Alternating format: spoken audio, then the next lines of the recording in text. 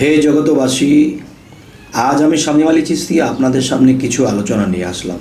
সেই আলোচনাটি হলো যে আমরা এই মহাবিশ্ব ব্রহ্মাণ্ডের মধ্যে বসবাস করতেছি, কিন্তু উপরে চাইলে আমাদের চক্ষু ফিরে আসে। যেমন কোরআনে আল্লাহ একটা কথা বলেছেন, তোমরা জমিনে দাঁড়িয়ে আকাশের দিকে দৃষ্টি করো, দেখো তোমাদের দৃষ্টি জমিনে ফিরে আসবে। তো আমার এত বড় নিদর্শন, আমার এত বড় সৃষ্টি, তোমরা আকাশের দিকে তাকালে যদি তোমার দৃষ্টি নিক্ষেপ ওখানে করলে যদি দৃষ্টিটা জমিনেই ফিরে আসে, তাহলে তোমরা কি বুঝবে, কি জ্ঞান করবে? তাই বলা হয়েছে এই সারা বিশ্ব ব্রহ্মাণ্ড যদি আমরা ঘোরাফেরা করি, ফাইটারে, রকেটে এবং প্লেনে যেভাবে ঘোরাফেরি করি, কিন্তু আমরা এই বিশ্বের কোনো কিছু দেখে শেষ করতে পারবো না। তাই একটা কথা বলা হয়েছে সাধকের মতে যে মহাবিশ্ব ব্রহ্মাণ্ডে যা কিছু আছে তা আছে মানব পাণ্ডে।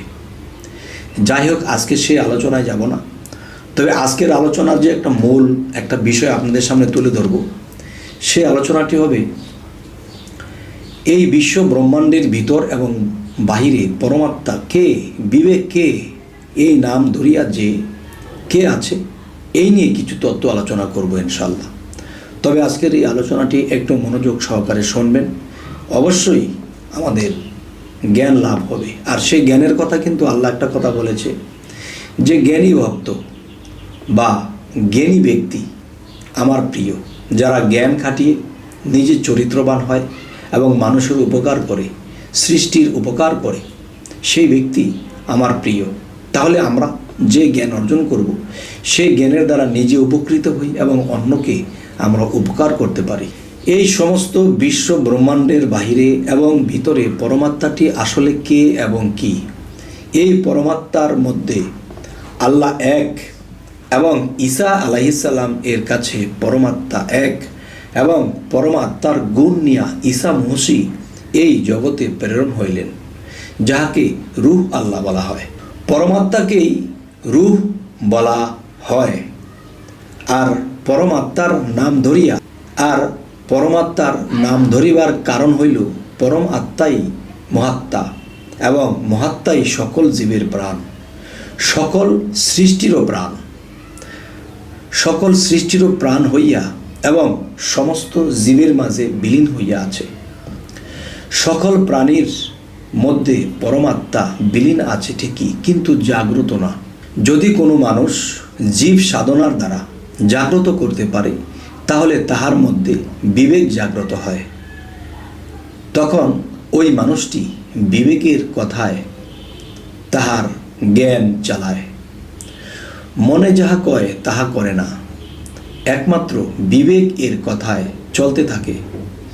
যিনি বিবেকের কথায় চলল, তিনি রাসূলের কথায় চলল। যিনি মনের কথায় চলল, তিনি ছয় রিপুর কথায় চলল। কারণ পরমাত্মা বিবেককে জাগ্রত রাখে এবং বিবেক জ্ঞানকে জাগ্রত রাখে। তেমনি করে মনকে ছয় রিপু চালায়, তেমনি করে জীবকে মন চালায়। তেমনি করে 10 ইন্দ্রিয় ও মনের পক্ষে চলে যায়। তখনই মন জ্ঞানটাকে কুপথে চালায়। তখন মন বিবেকের কথায় আর চলে না। তখন পরমাত্মা বিবেক নামের রাসূলকে জাগ্রত করিতে থাকে, কিন্তু বিবেকের কথায় মন আর সাড়া দেয় না। পরমাত্মা এবং বিবেক নামের রাসূলকে, পরমাত্মা এবং বিবেক নামের রাসূলকে মানতেছে না, তখনই একজন মুর্শিদ নামের জাহেরি রাসূলকে ধরিতে হয়। কথাটি আমি আবার বলছি, তেমন করে 10 ইন্দ্রিয় মনের পক্ষে চলে যায়। তখনই মন জ্ঞানটাকে কুপথে চালায়।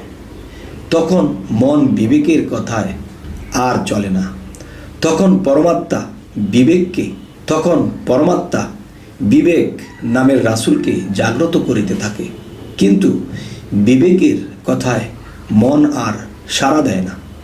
পরমাত্মা এবং বিবেক নামের রাসূলকে যখন আর মানতেছে না, তখনই একজন মুর্শিদ নামের জাহেরি রাসূলকে ধরিতে হয়।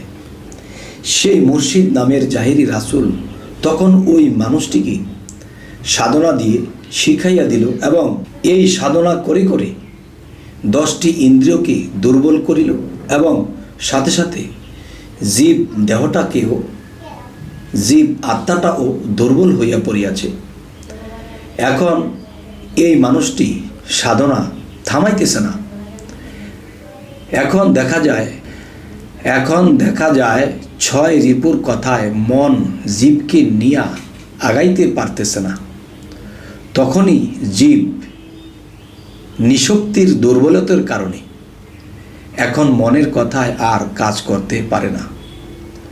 তখনই এই মন বিবেকের কথায় চলতে শুরু করিয়াছে, জীব ও সহজ সরল পথে চলিতেছে।